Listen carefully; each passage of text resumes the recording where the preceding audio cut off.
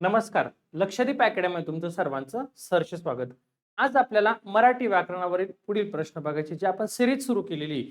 आपल्याला एकूण 500 प्रश्नांची सिरीज घ्यायची आपल्याला. किती तर एकूण 500 प्रश्न आपण घेणार आहोत. त्यामध्ये डेलीचे आपण 15-20 अशा आपलं सेशन सुरू आहे. नवीन असाल तर चॅनलला लाईक आणि सबस्क्राईब करायला मात्र विसरू नका. चला, पहिला प्रश्न बघा.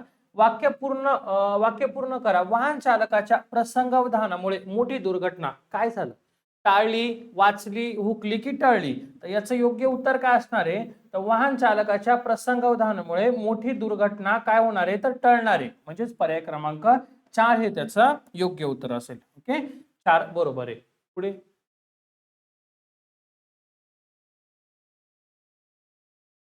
जो आवडतो सर्वांना तोची आवडे देवाला, हे विधान गौण वाक्याच्या कोणत्या पोट प्रकारातील आहे? बघा, जो आवडतो सर्वांना तोची आवडे देवाला, हे विधान गौण वाक्यातील कोणत्या पोट प्रकारामधले? नाम वाक्य, क्रियाविशेषण यापैकी नाही. याचं योग्य उत्तर काय? विशेषण वाक्य हे. कोणतं वाक्य आहे? तर विशेषण वाक्य. कशा पद्धतीने? बघा, याचं आपण सोल्युशन पण घेणार आहे. जो आवडतो, जो तो, हे कशामध्ये येतं? विशेषणामध्ये येतं. ठीक आहे ना. त्यानुसार नाम वाक्य आहे का? तर नाम वाक्य नाहीये. क्रियाविशेषण पण नाहीये आणि यापैकी पण नाहीये, म्हणून त्याला म्हणायचं विशेषण वाक्य. पुढे भाजी भाकरी हा शब्द कोणत्या समासाचं उदाहरण आहे?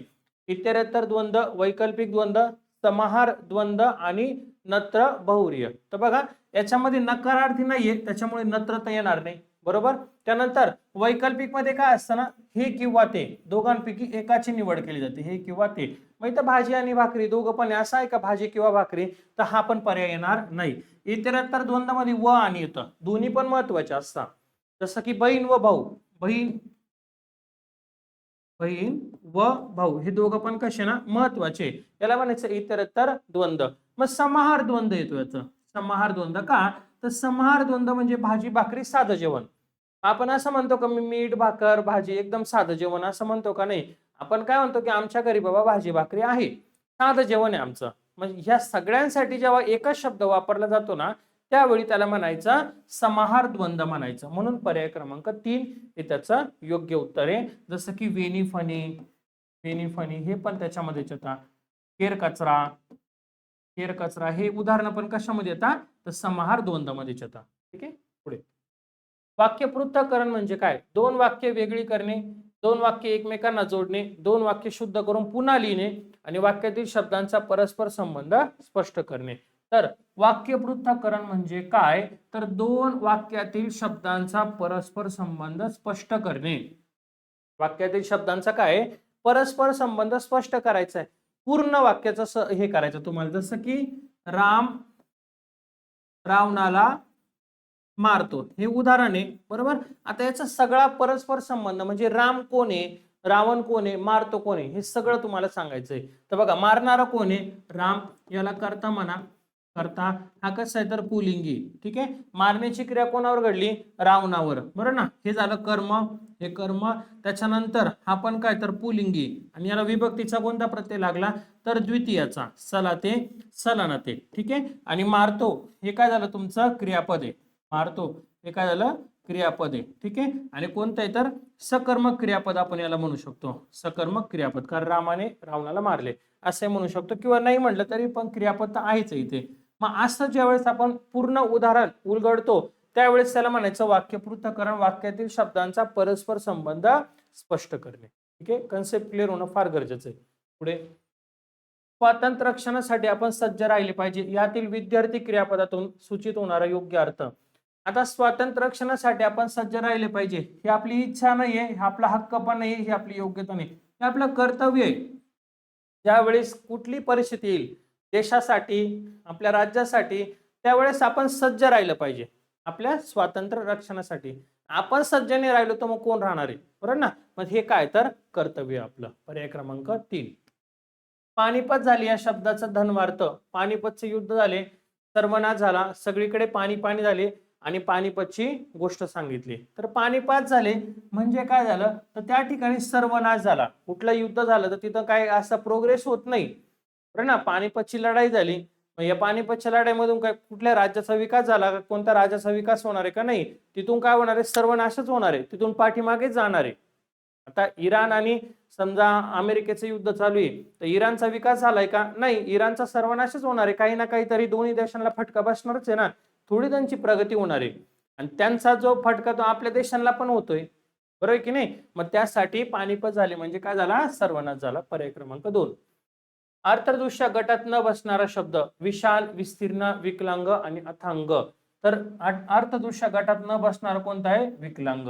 बाकी सगळे समानार्थी. बाकी सगळे समानार्थी. बघा, विशाल म्हणजे खूप मोठे, भव्य किंवा अवाढव्य. विस्तीर्ण म्हणजे पसरलेले, अफाट किंवा ज्याचा विस्तार मोठा आहे असे. अथांग म्हणजे ज्याचा थांगच लागत नाही असे, खूप खोल किंवा पसरलेले. हे तिघ पण कसे ना एकाच जातीचे तिघ पण. आणि विकलांग हा मात्र कसा आहे तर वेगळा आहे. म्हणून पर्याय क्रमांक 3 हे याचं योग्य उत्तर आहे. नेक्स्ट, मराठी भाषेचा अभिजात दर्जा शोधण्यासाठी शासनाने यांच्या अध्यक्षतेखाली एक समिती नेमली होती. बघा, मराठी भाषेला अभिजात भाषेचा दर्जा होता, बरोबर. त्यासाठी शासनाने एक समिती नेमली होती. ते कोणाच्या अध्यक्षतेखाली? तर रंगनाथ पठारे, पर्याय क्रमांक 4 यांच्या अध्यक्षतेखाली समिती नेमली होती. केव्हा नेमली होती? तर 2012 रोजी नेमली होती. 2012. आणि आपला अहवाल कधी सादर केला? तर 2013 रोजी आपला अहवाल सादर केला. त्यानंतर परत एकदा ज्ञानेश्वर मुळे यांच्या अध्यक्षतेखाली समिती नेमली होती. त्यावेळी आपल्या मराठी भाषेला अभिजात भाषेचा दर्जा मिळालेला आहे, पण हे लक्षात असू द्या. नेक्स्ट, मराठी भाषेची लिपी कोणत्या नावाने ओळखली जाते? सर्वप्रथम आपल्याला आपली लिपी माहित हवी. मराठी भाषेची लिपी कोणती आहे? तर देवनागरी. हे सगळ्यांना माहिती आहे. पण या देवनागरीला आणखीन एक नाव आहे. देवनागरीला आणखीन एक नाव आहे. कोणतं? वर्णमाला लिपी, बालबोध की आदर्श? तर बालबोध लिपी. काय म्हणतात? बालबोध लिपी. बाळबोध का म्हणता? कारण जे लहान बाळ असतात त्यांना देखील आपली लिपी एकदम सोप्या पद्धतीने आणि लवकर समजते, लहान बाळांना सुद्धा. म्हणून या देवनागरीचंच एक नाव आहे बाळबोध लिपी. मग आता बघा, देवनागरी तर आहेच आहे आणि बाळबोध पण आहे. म्हणजे काय? तर ब आणि क बरोबर येईल. फक्त ब व क बरोबर येईल. ओके, पर्याय क्रमांक 2 हे त्याचं उत्तर आहे. फक्त ब आणि क बरोबर.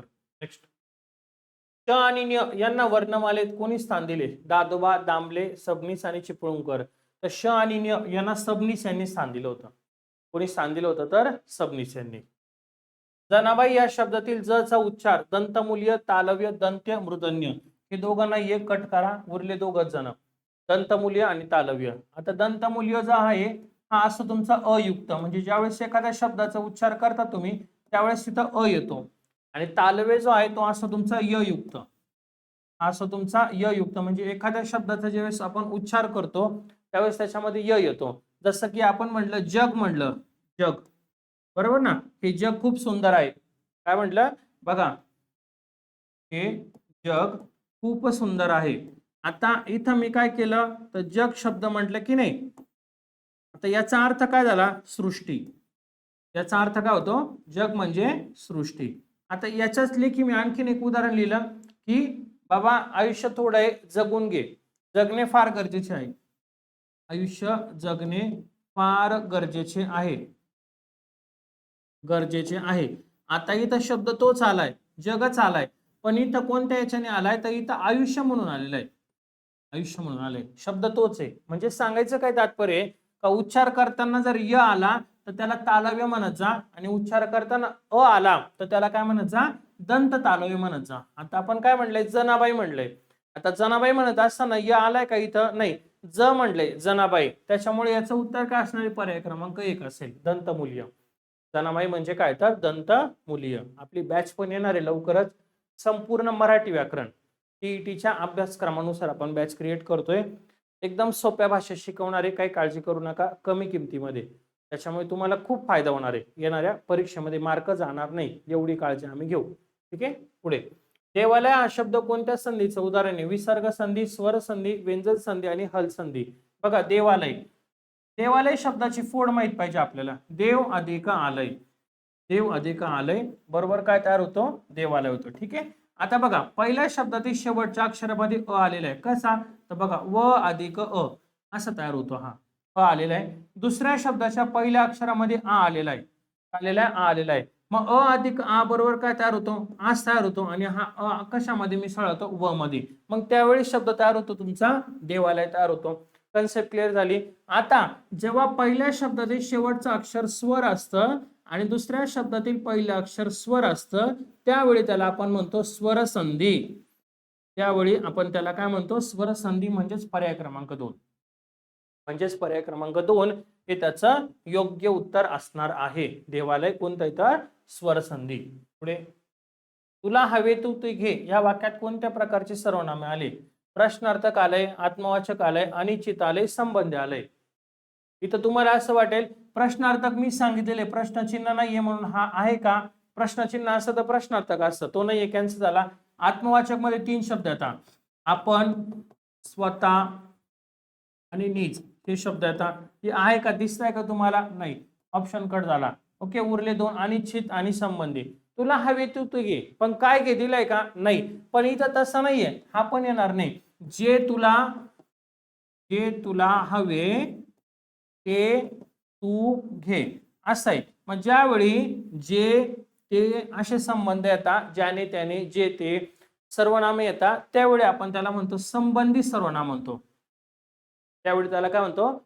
संबंधित सर्वनाम. पर्याय क्रमांक 4 हे त्याचं काय असणार आहे? योग्य उत्तर, संबंधित सर्वनाम. नेक्स्ट, प्रश्नार्थक सर्वनाम. ज्या सर्वनामाचा वापर प्रश्न विचारण्यासाठी केला जातो त्याला म्हणायचं प्रश्नार्थक. कोण, काय आणि प्रश्नचिन्ह. आत्मवाचक जेव्हा आपण किंवा स्वतः या शब्दाचा वापर आपण कर्त्यासाठी केला जातो त्यावेळेस त्याला म्हणायचं आत्मवाचक. उदाहरणार्थ मी स्वतः त्याला पाहिले, हे उदाहरण आपण घेतलेलं आहे. अनिश्चित सर्वनाम जेव्हा कोण किंवा काय हे शब्द प्रश्न विचारण्यासाठी न वापरता कोणत्या नामाबद्दल आले आहेत हे निश्चित सांगता येत नाही त्यांना म्हणायचं अनिश्चित म्हणायचं. त्यांना काय म्हणायचं? अनिश्चित. ठीक आहे. पुढे, पित्त झाल्यामुळे त्याला आज मळमळते या वाक्यातील मळमळते, मळमळते हे कोणत्या प्रकारचं क्रियापद आहे? भाव, कर्तृक, प्रयोजक, शक्य आणि साधित. ज्यावेळी एखाद्या वाक्यामध्ये कर्ता जो आहे तो क्रियापदामध्ये सामावलेला असतो त्यावेळी त्याला भाव कर्तृक म्हणायचं. जसं की बघा, पित्त झाल्यामुळे त्याला आज मळमळते, कर्ता आहे का? मळमळते म्हणजे काय होते? त्याला त्रास होतोय, बरोबर. मळमळते ह्या वाक्यामध्ये कर्ताच नाहीये ना. मग ज्या वेळेस मळमळते, बघा शब्द लिहून देतो मी तुम्हाला. मळमळते, त्याच्यानंतर गडगडते, गजाडले, उजाडले असे क्रियापद असतात त्यावेळी त्याला काय म्हणायचं? भावकर्तृक क्रियापद. भावकर्तृक क्रियापद, कारण क्रियापदामध्येच काय असतो? कर्ता सामावलेला असतो. पर्याय क्रमांक 1 हे त्याचं योग्य उत्तर आहे. पर्याय क्रमांक 1 हे काय? तर त्याचं योग्य उत्तर. नेक्स्ट, ओहो, अबब, आ, बापरे, आहा, अरेच्छा ही कोणत्या अव्यय आहेत? संमतीदर्शक, आश्चर्यदर्शक, प्रशंसादर्शक आणि शोकदर्शक. तर याचं योग्य उत्तर काय असणार आहे? बघा, संमती म्हणजे संमती देणे, नाही दिलेली. प्रशंसा करणे, शोक तर झालेलं नाहीये, काय राहील? आश्चर्यदर्शक. ओहो, अबब, आ, त्याच्यानंतर बापरे, अहा आणि अरेच्छा, तिथं काय झालंय? त्याला आश्चर्य झालेलं आहे. ज्यावेळेस आपल्याला एखाद्या गोष्टीचं आश्चर्य होतं आपण म्हणतो ना बापरे, हे असं कसं काय झालं? मग त्यावेळी त्याला म्हणायचं आश्चर्यकारक. पर्याय क्रमांक 2 हे त्याचं योग्य उत्तर. पुढे बघा, आश्चर्यकारक किंवा आश्चर्यदर्शक हे काय? ही सर्व केवळ प्रयोगी अव्यय असून मनातील आश्चर्य ही भावना व्यक्त करण्यासाठी वापरली जातात. विस्तृत काय? आश्चर्यदर्शक, मनातला एखादी गोष्ट पाहून धक्का बसला किंवा नवल वाटले तर या अवयवांचा वापर होतो. बापरे, केवढा मोठा हा साप आणि अबब, काही गर्दी. त्याच्याने काय होतं? आश्चर्य होतं, म्हणून त्याला आश्चर्यदर्शक म्हणा. नेक्स्ट, शिक्षकांनी विद्यार्थ्यांना मनापासून शिकवावे. वाक्याचा प्रयोग ओळखा. अकर्मक कर्तरी, कर्मणी, सकर्मक भावे आणि सकर्मक कर्तरी. आपण उदाहरण लिहून घेऊया. शिक्षकांनी विद्यार्थ्यांना मनापासून शिकवावे. शिकवणारे कोण आहेत? शिक्षक. हे झाले कर्ता. शिकवण्याची क्रिया कोणावर होणार आहे? विद्यार्थ्यांवर. हे झालं कर्म. आणि शिकवले हे काय झालं? तुमचं क्रियापद आहे. ठीक आहे. आता बघा, कर्त्याला प्रत्यय आहे. प्रत्यय म्हणजे बघा हा प्रत्यय लिहून पण देतो इथं, नि प्रत्यय लागलेला आहे. कर्माला प्रत्यय आहे. प्रत्यय आहे, कोणता आहे तो पण लिहून देतो बघा. ना प्रत्यय लागलेला आहे. आणि क्रिया शिकवले काय? तर एक मात्रा, तृतीय पुरुषी नपुंसकलिंगी. बघा, शिकवले इथं ले म्हणजे हा इथं एक मात्रा आहे. ज्यावेळेस अशी कंडिशन घडते, कर्त्याला पण प्रत्यय, कर्माला पण प्रत्यय आणि क्रियापदाला असा एक मात्रा असतो. तृतीय पुरुषी नपुंसकलिंगी एकवचनी म्हणता याला, पण मी शॉर्टकट मध्ये सांगतो की एक मात्रा असतो. त्यावेळेस त्याला सकर्मक भावे म्हणतात. त्यावेळेस त्याला काय म्हणतात? सकर्मक भावे. भावेचा आणि सकर्मक भावेचा नियम जवळपास एकच आहे, वेगवेगळा नाहीये. आकर्मक कर्त्यापासून सुरू झालेली क्रिया कर्त्यापाशीच थांबत असेल त्याला आकर्मक म्हणा. कर्मणी प्रयोगामध्ये कर्त्याला प्रत्यय असतो, कर्माला प्रत्यय नसतो, वाक्य भूतकाळी असतं, पण इथं कर्माला प्रत्यय म्हणून तो कट झाला. सकर्मक मध्ये काय असतं? वाक्यातील कर्त्याला ने प्रत्यय लावून पाहायचा. वाक्य भूतकाळात जात असेल तर त्याला काय म्हणतो? सकर्मक म्हणतो. म्हणजे हे तिघे पण नियम लागू पडत नाही, मात्र सकर्मक भावेचा नियम लागू पडतो. म्हणून पर्याय क्रमांक 3. बाबा अडकित्ता घेऊन सुपारी कात्रत होते. या वाक्यातील परभाषी शब्द ओळखा. बाबा सुपारी अडकित्ता घेऊन. आता परभाषी म्हणजे काय? तर दुसऱ्या भाषेतून आलेलं आहे. अडकित्ता कोणत्या भाषेतून आला? कानडी भाषेतून आलेला आहे. मग याला म्हणायचं पर्याय क्रमांक 3. परभाषी ना, तो आपल्या भाषेतला नकोय, तो मग कोणत्या भाषेतला आहे? कानडी भाषेतला आहे. ठीक आहे. नेक्स्ट, पुढील अभ्यस्त शब्द बहीण भाऊ खरे खोटे आंबट चिंबट पैसा अडका. काय म्हणले? अभ्यस्त शब्द म्हणले की नाही, मग आंबट चिंबट. अभ्यस्त शब्द कोणता आहे? आंबट चिंबट. आंबट चिंबट हा अंश अभ्यस्त शब्द आहे. अभ्यस्त शब्द जेव्हा एका शब्दाची किंवा काही अक्षरांची पुनरावृत्ती होऊन नवीन शब्द तयार होतो तेव्हा त्याला अभ्यस्त शब्द म्हणतात. अंश अभ्यस्त शब्द जेव्हा मूळ शब्दाची पुनरावृत्ती होताना त्यातील काही अक्षरे बदलून येतात, ज्याला आपण जोड शब्द म्हणतो, त्याला अंश अभ्यस्त म्हणतात. आंबट चिंबट, शेजारी पाजारी आणि दगड बिगड. ठीक आहे. हे पण काय तर तुमचे अंश अभ्यस्त. म्हणजे पहिल्या काय असतं ना, आंबट चिंबट. अंश अभ्यस्त म्हणजे काय राहतं? हे बघा, आंबट हा ट आलेला आहे, चिंबट चिंबट इथं पण ट आलेला आहे. मधलं आणि शेवटचं अक्षर जवळपास काय राहतं? सारखं राहतं. बघा, दगड बिगड, दगड बिगड, मधलं आणि शेवटचं अक्षर कसं असतं? तर सारखं असतं. त्याला म्हणायचं अंश अभ्यस्त म्हणायचं. ठीक आहे, लक्षात राहू द्या. पुढे, मऊ मेनाहुनी आम्ही विष्णुदास कठीण वज्रासी भेदू असे.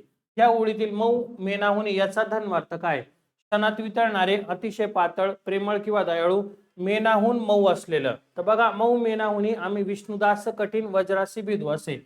याचा अर्थ प्रेमळ किंवा दयाळू आहे. प्रेमळ किंवा दयाळू, पर्याय क्रमांक 3. बघा, या ओळीमध्ये मऊ मेनाहुनी हा शब्द अर्थ न घेतात त्यातून मानवी स्वभावाचे वैशिष्ट्य सुचवलेले आहे. धन्वार्थ, आम्ही विष्णूचे भक्त, विष्णुदास स्वभावाचे अत्यंत प्रेमळ, मृदू आणि दयाळू आहोत. मेन ज्याप्रमाणे उष्णतेने लगेच वितळते त्याप्रमाणे आमचे हृदय इतरांचे दुःख पाहून काय होतं? लगेच द्रवते. दुसरा पैलू काय? पुढील ओळीतील कठीण वज्रासी भेदू असे म्हटले आहे. याचा अर्थ असा की जरी आम्ही स्वभावाने दयाळू असलो तरी अन्यायाविरुद्ध लढताना किंवा सत्याच्या बाजूने उभे राहताना आम्ही वज्र, इंद्राचे शस्त्र जे अत्यंत कठीण असते, फोडण्या इतके कठोर आणि खंबीर बनू शकतो, असा त्याचा अर्थ होतो. तुम्ही एवढंच लक्षात ठेवा की याचा अर्थ काय? प्रेमळ किंवा दयाळू. ठीक आहे. पुढे, आजन्म, प्रतिदिन, आमरण, प्रतिशन या सामासिक शब्दाचा प्रकारचा समास कोणता? तत्पुरुष, अव्ययभाव, बहुव्रीहि यापैकी नाही. बघा, मी तुम्हाला प्रत्यय लिहून देतो. आ, यथा, प्रति, हर, वर, तर, बेबिन, बेबिन, गैरबेला, गैरबेला आणि मराठी मधला कोणता असेल तर मराठी मधला ओ आहे. ठीक आहे. मग हे जर प्रत्यय असेल तर त्यावेळेस आपण त्याला म्हणतो अव्ययभाव समास. कसे? तर बघा, आजन्म, आजन्म म्हणजे जन्मापासून. प्रतिदिन, बघा प्रतिदिन. आमरण, परत एकदा लिहितो मी, आमरण. ठीक आहे. प्रतिशन, बघा प्रतिशन इथं हा इथला. मग हे जे प्रत्यय लागतात ना त्याला म्हणायचं अव्ययभाव. आणि अव्ययभाव समास हा कोणाचं काम करतो? हा करतो क्रिया विशेषणाचं काम, क्रिया विशेषणाचं काम करतो. ठीक आहे, महत्वाचं लक्षात ठेवा. अव्ययभाव. आ, यथा, प्रति, हर, बर, दर, बेबिन, गैरबेला मराठी मधला काय असणार आहे? तर ओ असणार आहे. म्हणजे काय? तर बघा, गावोगाव, गावोगाव, गल्लोगल्ली, गल्लोगल्ली, दिवसेंदिवस, हे सगळे शब्द येतात. त्याला म्हणायचं अव्ययभाव समास म्हणायचं. ठीक आहे. आजचे आपले जे 20 प्रश्न होते ते पूर्ण झालेले आहेत. नवीन असाल तर चॅनलला सबस्क्राईब करा आणि चॅनलचे लिंक मात्र तुमचे जे ओळखीचे शिक्षक वर्ग असतील, जे मित्रपरिवार असेल त्यांना देखील शेअर करा. आजचं लेक्चर इथंच थांबवतोय. लवकरच आपण पुढील लेक्चरला भेटूया. धन्यवाद.